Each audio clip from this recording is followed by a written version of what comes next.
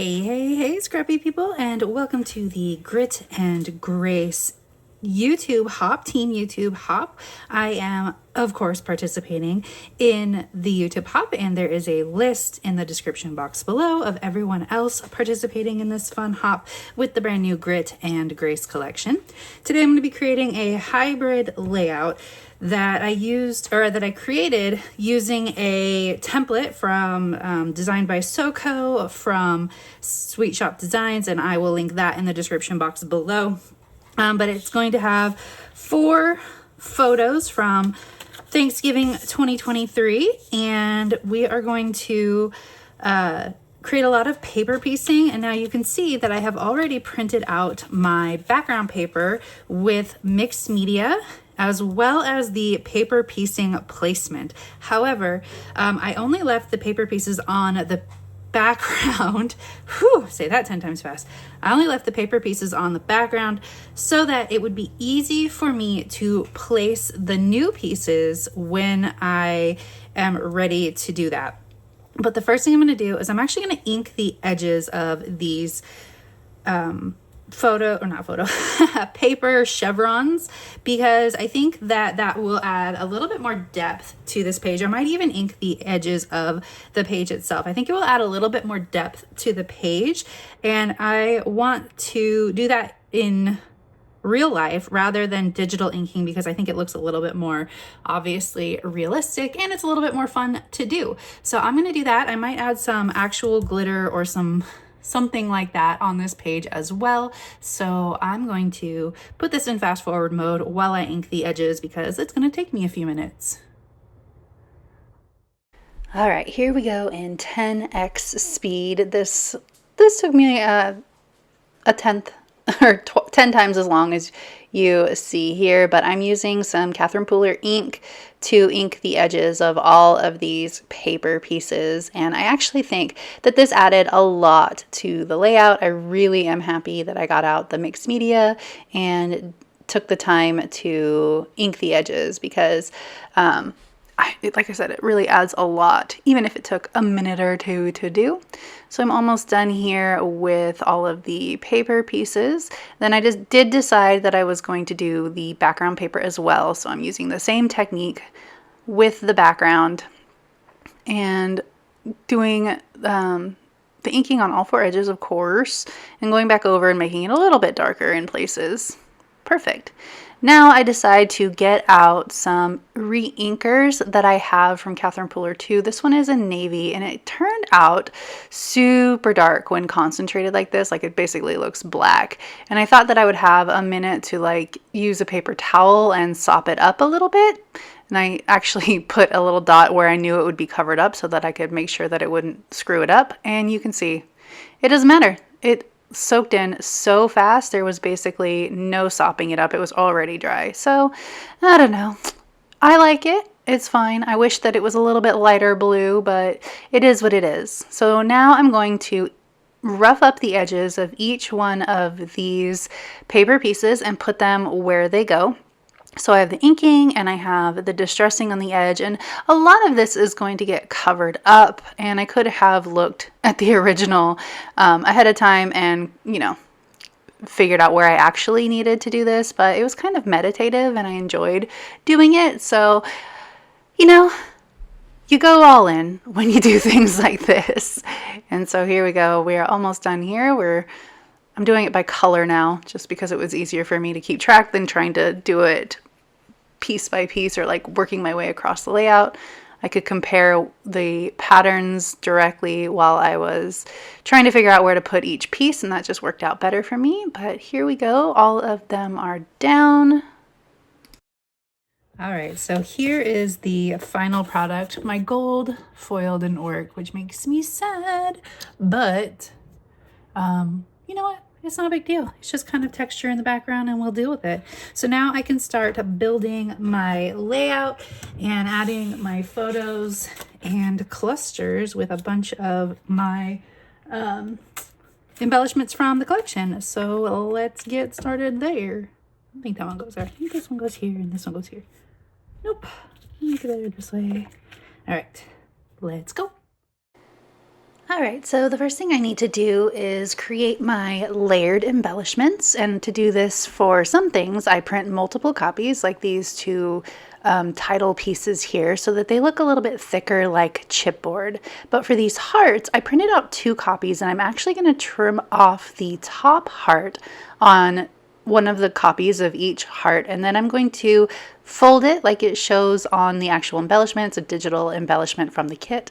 And then I'm going to put a thin line of glue down the middle of the heart, and I'm going to leave it nice and folded up so that the glue doesn't glue down the edges of the heart. They will get pushed down a little bit later, but when they are drying, I don't want them to actually get glued, like the flappy parts. I don't want them to actually get glued to the background. So they are nice and folded up so that that doesn't happen. And these need to sit and dry just a bit before I use them on my layout. So I'm making sure I get them all done first. There are 5 of them, so we're almost done. But it's a really simple trick to just take your digital embellishments and make them pop a little bit more. I have already created this heart in Photoshop to look bent and folded, but if you're using it as a paper embellishment, it's always fun to add the embellishing in paper too. All right, so we've got all of the layered bits and pieces here. So now I'm going to start adding stuff to my clusters one by one. So I'm going to work one photo at a time. And I have these laid out in a very specific spacing, I suppose, for this layout because I want them to all be equally spaced apart with some distance in the middle, like that big open spot in the middle. So I'm just checking the digital layout when I put down these photos to make sure that they're going in the right place. And of course, the very first one I put down too high, so I'm gonna have to go back later and pull up this whole cluster basically and reposition it just a little bit lower, but I won't realize it until I have put down like all of my photos and I'm like, why doesn't this look right? But that's okay. So I'm using liquid glue just in the center of these paper flowers too, and I could have done the same thing with the paper flowers that I did with the paper hearts, but I didn't want to get too crazy, so I'm just going to add a little bit of depth to the hearts and not bother with the folded paper flowers. The flat flowers, the illustrated flowers, are actually from the sticker pack, so those are meant to look like stickers. I think that the realistic digital embellishments actually look pretty good on the paper layouts, even though, you know, they're just printed. I used to be a big hater of putting the realistic stuff on paper layouts, but I actually really love it now. I've fully like embraced it and I think it looks pretty great. I don't know why I held myself back for so long, but here we are. We have made a full 180. All right, so I actually have these 4 little photo corners, and one goes on each photo just to sort of frame the layout rather than putting all 4 on all the photos. I'm also using these leaves from the digital kit more than anything to just create some motion on the page. They sort of stick out from each of the photos and just they're almost like arrows the way that I use them. Obviously they're leaves too, but they don't necessarily have to be paired with a realistic flower. They're just for fun. So I've got most of these down and I'm starting to go, wait a minute, I feel like there's something wrong here. But I'm trying to line up the embellishment cluster on the right hand side of this photo and I'm like, why isn't this lining up the way that I wanted it to?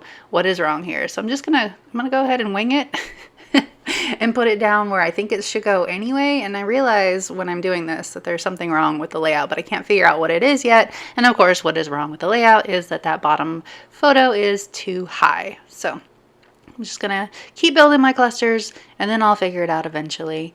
You can see that like every cluster has the same sort of repetition, and I really like appreciate that on a busy layout like this. We've got a folded heart, we've got a folded realistic paper flower, we've got the illustrated flowers, and then we also have the label sticking out the side. So not all the clusters, obviously. This one is a leaf and a word bit, But I have this same cluster on every single one of the photo spots, and I think that that adds some fun repetition and balance to the page. Okay, let's see, I'm moving things down, trying to figure out why everything looks weird. I had the worst time with this corner, but I get it eventually, maybe. Of course, this is the hazard of printing on Epson premium presentation paper, is that it is super textured, so it takes that adhesive like a champ, and then you can't pull things up. And since I am the queen of repositioning things and pulling things up and moving it around, that's hard for me sometimes, but I made it work. The liquid glue on some of these things made it work a little bit better too. Okay, so one last cluster before I figure out what's going on this page. And I'm just going to build it in the air just a little bit, since I know where things go with the photo and the label. This is me going, wait, this looks wrong. All right, we're going to put it down anyway because we just power through all the time.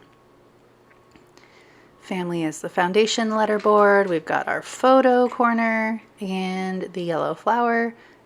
I've got almost all my embellishments down, or at least the embellishments I printed for this page. I'm going to add some enamel dots as well. Cute, cute, cute, but the spacing is wrong. And here is where I figure it out. Oh, the whole thing needs to come down. Okay, let's see if we can do this without ruining the page and all the work that we have put in. Not going to bother with the flower cluster. I just need the photo to move down so that the spacing between that photo and the photo above it is the same as the spacing between the other two photos.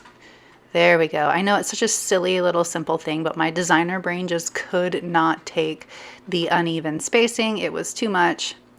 So we're just moving everything that needs to move down, down. Perfect. All right, now let's add in some enamel dots. And I go through a few, and I almost decide not to put any down, but I really like the way that they looked in rows. I've been doing that a lot lately, putting enamel dots in rows. So I'm gonna do that. I'm gonna use the orange, and I'm also gonna use a different brownie purple that I pull out because I need the little dots, and I didn't have enough on the purple that I already pulled out.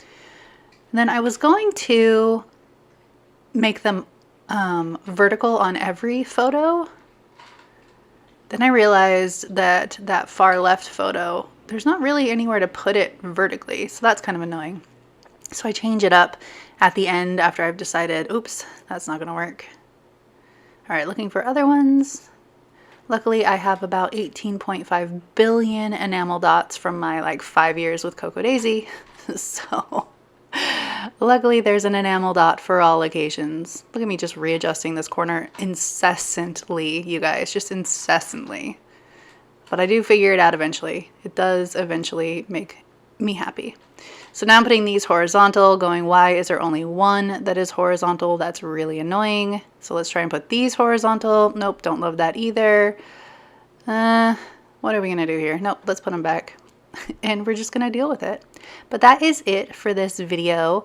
I would love it if you give it a thumbs up. If you're new here, go ahead and subscribe. I would love to have you. If you don't already, you can follow me over on Instagram. I'm at Traci M. Reed. I'd love to see you over there as well. Again, there is a link to all of the hoppers for the Grit and Grace YouTube hop in the description box below.